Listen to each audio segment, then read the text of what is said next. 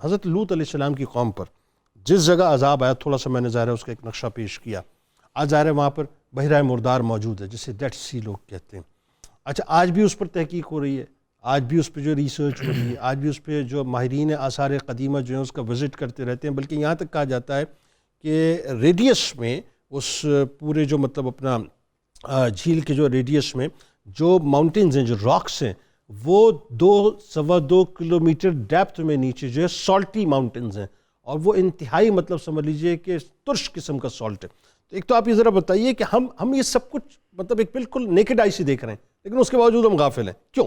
دوسرا، احادیث میں بھی قوم لوط کے حوالے سے، خاص طور پر ان کی بدکاریوں کے حوالے سے سرکار علیہ السلام نے بتایا، وہ بھی بتائیے ذرا. اس سلسلہ میں یہ بحر مردار تک، یہ یہاں تک پہنچنے کا ایک سلسلہ ہے.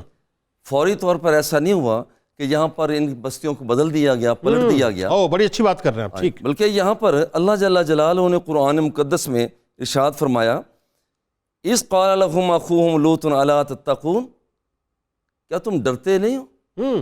اللہ سے ڈرتے نہیں ہو؟ ڈر نہیں ہے. یہ جو کہا جاتا ہے کہ بے خوفی ہونی چاہیے بندے کو، وہاں پر کہا جائے اللہ سے ڈرو. انی لکم رسول امین، اصل میں ایک رسول امین ہوں اور میں تمہاری طرف آیا ہوں. یہ کہا جا رہا ہے اور بار بار ان سے کہا جا رہا ہے قوم سے، فاتقوا اللہ واطیعونی، اللہ سے ڈرو، میری اطاعت کرو.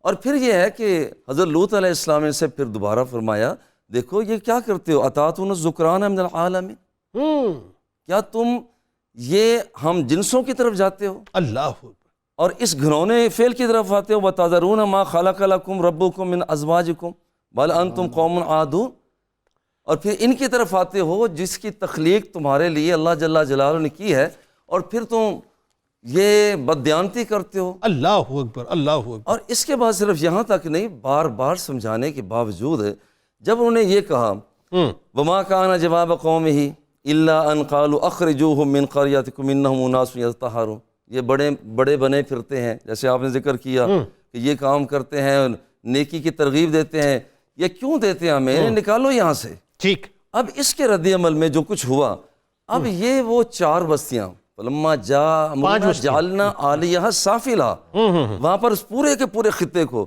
وہاں سے جبریل امین نے پر نیچے سے ڈالا، بلندی پر لے گئے. کہا جاتا ہے کہ ان کے مرغوں کی اذان، ان کے کتوں کی آوازیں پہلے آسمان تک پہنچتی. اللہ اکبر، اللہ اکبر. اتنی بلندی پہ لے گئے، اللہ. اور پھر وہاں پر کہا کہ انہیں پٹخ دیا جائے. اللہ اللہ اللہ. اب وہ جو 4 بستیاں یہاں پر، اور پھر ذرا غور کریں، 4 یعنی وہ بستیاں ٹیکنیکل بات بڑی اچھی ہے. علامہ صاحب نے بہت زبردست جملہ آپ نے فرمایا کہ جتنی فورس سے یہ اوپر گئے اور جتنی فورس سے یہ نیچے آئے، تو یہ سطح سمندر سے جو ہے سب سے زیادہ مطلب نچلی سطح یہ گہرائی تک جانا ایک عمل بھی بنتا ہے. اللہ. اور یہاں تک چلے گئے کہ یہاں پر اب یہ سمندر، یہ جو جزیرہ ہے، عجیب بات اس کی یہی ہے کہ یہاں پر اس کی لمبائی، اس کی چوڑائی، اس کی گہرائی اگر دیکھا جاتا ہے تو اس کی لمبائی، چوڑائی، گہرائی کے اندر یہاں پر 55 کلومیٹر تک اس کی لمبائی، کم و بیش سے زیادہ یہاں پر، اور اسی طرح سے اس کی چوڑائی 18 پر آ جاتی ہے. سطح سمندر سے نیچے ہونا 420 تک چلا جاتا ہے، اور بذات خود اس کی گہرائی جو 377 میٹر تک چلی جاتی ہے. ٹھیک ہے. اچھا، اب یہاں پر یہ کچھ اس کا، یہاں پر لوگوں کا آنا، یہ 3 طرح کے لوگ آتے ہیں. ٹھیک ہے. یہاں پر سائنسدان، سیاح لوگ اور معتبرین، جو نظریں یہاں پر اعتباری نظر رکھنے والے ہیں. اچھا، اب یہاں پر جو سائنسدان آتے ہیں وہ اپنے انداز میں دیکھتے ہیں کہ یہاں پر کرسٹل پیدا ہوتا ہے، پھر وہ نچلی سطح پہ چلا جاتا ہے، اس کی لیئر جمتی چلی جاتی ہے، اور ہر سال تقریباً 1 میٹر سے لے کر 3 میٹر تک یہ پانی اس کا کم ہو رہا ہے، یہ کم ہو رہا ہے، اور نمکیات اس کی 10 گنا باقی چیزوں سے، باقی سمندر سے، جگہوں سے وہ زیادہ ہیں. کمال بات یہ ہے کہ دریا اردن سے میٹھا پانی یہاں پہ آ رہا ہے، لیکن یہاں پر آنے کے بعد جو ہے مطلب یہ مکمل طور پر شدید نمکین ہو جاتا ہے. اور قرب قیامت میں ہے نا کہ بحر طبریہ جو ہے وہ مکمل طور پر خشک ہوتا جائے گا. بحر طبریہ خشک ہونا شروع ہو گیا اور یہ بھی جا کے آگے خشک ہو جائے گا. اور جیسے جیسے یہ خشک ہوتا جا رہا ہے، اس کا نمکیات جو ہے، پانی کے اندر نمکین ہونا، وہ اس سے 10 گنا سے آگے اب بڑھتا چلا جا رہا ہے. ٹھیک ہے. اچھا، اب یہاں پر یہ ساری چیزیں، یہاں پر پانی آتا ہے، ٹھیک ہے، لیکن یہاں سے پانی جا نہیں سکتا. لیکن جانے کے لیے صرف ایک ہی رکھا ہوا ہے کہ یہاں پر بادل بنتے ہیں، اوپر والا حصہ اوپر چلا جاتا ہے.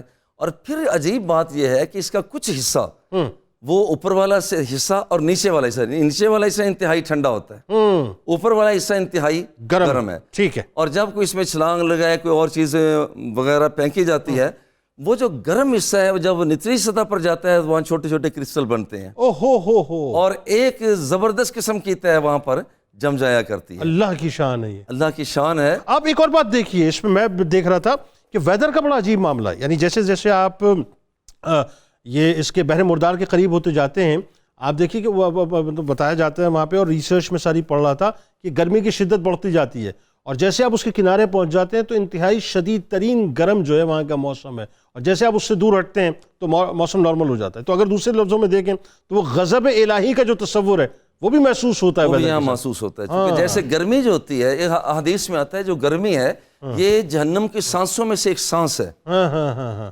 جہنم کی سانسوں میں سے ایک سانس. اور اچھا، اس طرح سے سائنسدان آئے، سائنسدانوں کے ساتھ جو لوگ یہاں پر صرف سیر و تفریح کے لیے جاتے ہیں وہ اس چیز کو دیکھ کر بہت خوش ہو جاتے ہیں ٹھیک ہے کہ ہم چھلانگ لگاتے ہیں لیکن ڈوبتے نہیں، اوپر تیرتے رہتے ہیں. مگر اعتباری نظر سے جو لوگ جاتے ہیں وہ دیکھتے ہیں کہ یہاں پر غضب الہی آیا ہے، بالکل لوگوں نے رب ذوالجلال کی اطاعت و نافرمانی، یہاں پر نافرمانی کی ہے. ٹھیک ہے.